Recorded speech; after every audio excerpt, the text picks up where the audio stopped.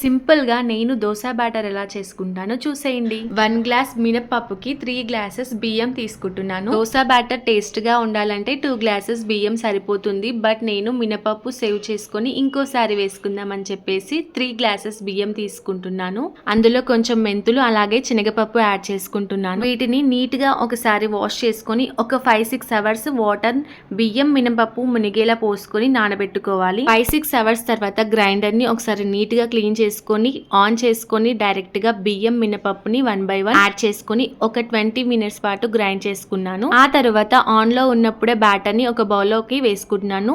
ఇలా తీసేటప్పుడు కొంచెం జాగ్రత్తగా ఉండాలి. ఇలా ఒక నైట్ అంతా బ్యాటర్ ఉంచితే అలా మంచిగా పొంగుతుంది. ఇక next day morning pan heat అయిన తర్వాత దోశ బ్యాటర్ వేసుకొని దానిపైన ఆయిల్ వేసుకొని స్టవ్ మీడియంలో పెడితే చక్కగా దోశ అయితే రెడీ అయిపోయింది. టేస్ట్ కూడా అదిరిపోయింది. నచ్చితే లైక్ చేయండి. ఫస్ట్ టైం చూసిన వాళ్ళు మాత్రం సబ్స్క్రైబ్ చేసుకోవడం మర్చిపోవద్దు.